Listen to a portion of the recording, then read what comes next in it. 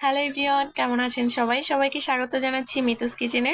আর আজকে আমি নিয়ে এসেছি একদম রসালো খাজার রেসিপি। খাজা অথবা গজা যেটা বলেন না কেন, প্রত্যেকটা খাজাই কিন্তু অনেক বেশি সুন্দর হবে আর ভেতরটা একদম রসে টইটম্বর হবে আর প্রত্যেকটা লেয়ারগুলো কিন্তু একদম বোঝা যাবে।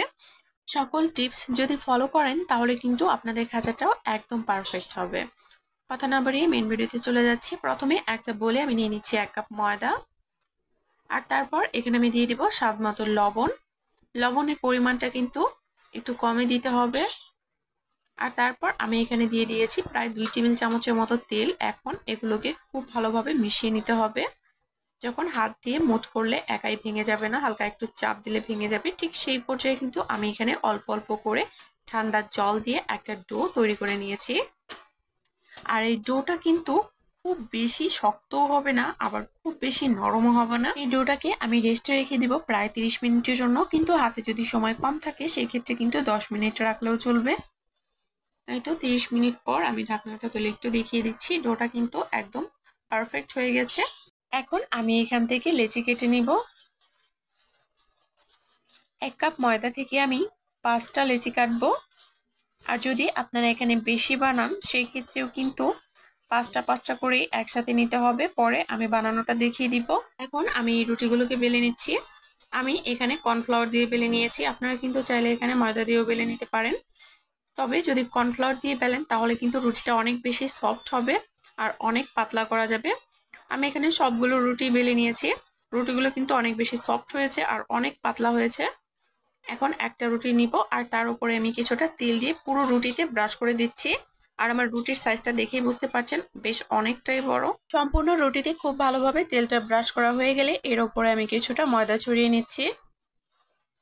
পুরো রুটিতেই কিন্তু দিতে হবে, এই স্টেপটা কিন্তু অনেক বেশি গুরুত্বপূর্ণ। এই তেল আর ময়দাটা দেওয়ার কারণেই কিন্তু একটার সাথে আরেকটা লেগে যাবে না। এখানে কিন্তু কর্নফ্লাওয়ারও দেওয়া যাবে, আবার কর্নফ্লাওয়ার যদি না থাকে সেক্ষেত্রে ময়দাও দেওয়া যাবে। এই সেম ভাবেই কিন্তু আমি কাজটা করব। একটার পর একটা রুটি দিয়ে দিব আর তার উপরে দিয়ে দিব তেল আর কর্নফ্লাওয়ার।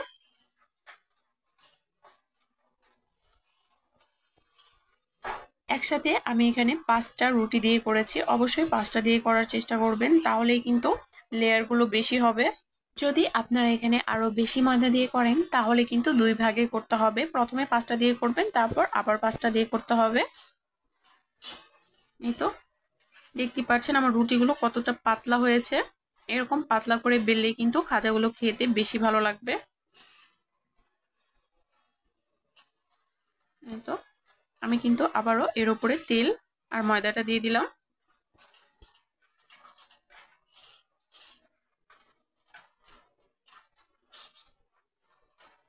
প্রত্যেকটা রুটিতে আমি সেম ভাবে কাজটা করছি। সম্পূর্ণ রুটিতেই দিয়ে দিতে হবে। একটু বেশি দিয়ে দিবেন, কিন্তু একটু কম দিলে কিন্তু হবে না। একটু বেশি করে দিলে কি হবে, লেয়ারগুলো কিন্তু একটার সাথে আরেকটা লেগে যাবে না। সবার উপরে যে রুটিটা থাকবে তার উপরেও কিন্তু আমি ঠিক সেম কাজটাই করব। প্রথমে তেল দিয়ে দিব, তারপরে ময়দা ছড়িয়ে দিব। একটু বেশি করে ময়দাটা ছড়িয়ে দিতে হবে। এই তো ময়দাটা ছড়িয়ে দেওয়া হয়ে গেলে আমি একটা সাইড থেকে কিন্তু রোল করে নিব। আর সবগুলো রুটির কণা কিন্তু একসাথে মিলিয়ে নিব। তারপর ঠিক এইভাবে রোলটা আমি করে নিচ্ছি। একটু টাইট করে করে নিতে হবে যেন পরে খুলে না যায়। আর যে লাস্টের অংশটা থাকবে সেই অংশে কিন্তু আমি হালকা করে একটু জল দিয়ে দিব। এতে করে কিন্তু খুব ভালোভাবে সিল হয়ে যাবে। এই তো সাইডের অংশটা যদি খুলে যায় তাহলে কিন্তু খাজাটা একদমই খুলে যাবে। অবশ্যই এই স্টেপটা ভালোভাবে ফলো করতে হবে। আর দুই পাশের যে অংশটা আছে এখান থেকে কিন্তু আমি কেটে বাদ দিয়ে দিব। মধ্যের অংশ থেকে আমি ঠিক এইভাবে পিস পিস করে কেটে নিচ্ছি। এই তো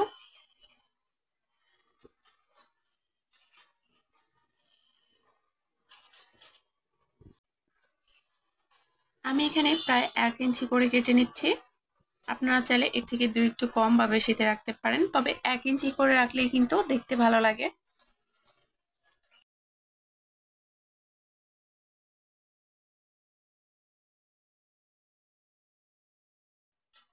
সবগুলো কাট করা হয়ে গেলে আমি এখন এখান থেকে একটা করে নিব আর খুবই আলতো হাতে একটা চাপ দিয়ে দিব। আর তারপর কিন্তু এগুলোকে বেলে নিতে হবে। আমি সবগুলো একটু সাইড করে নিচ্ছি।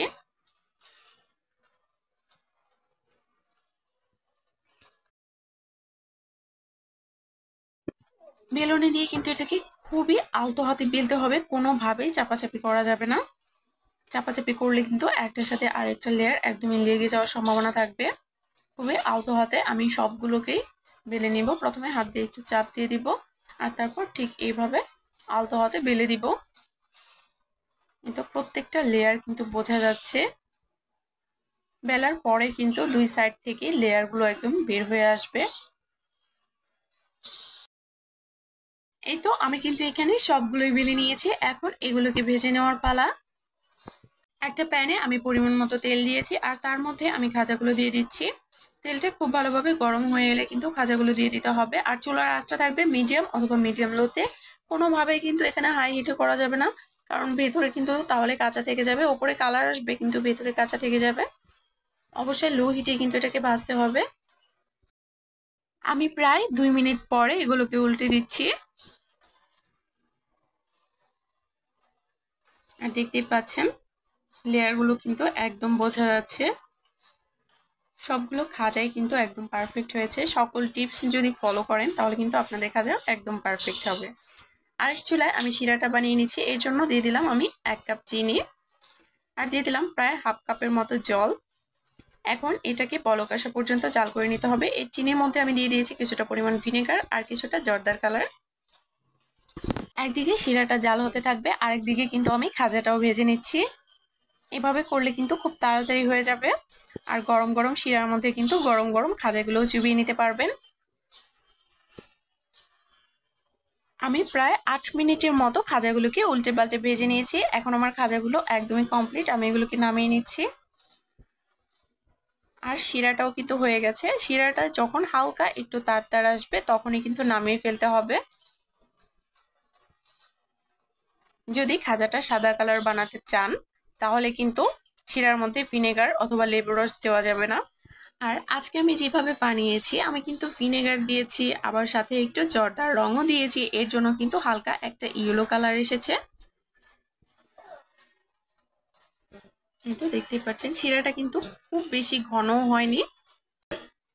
আমি কিন্তু শিরার মধ্যে একটা খাজা দিয়ে দিয়েছি অলরেডি। আর তারপর নেড়েচেড়ে প্রায় এটাকে 30 সেকেন্ডের মতো শিরার মধ্যে রেখে এটাকে আমি তুলে ফেলবো। খুব বেশিক্ষণ রাখার প্রয়োজন নেই। সেম ভাবেই কিন্তু সবগুলো করে নিতে হবে।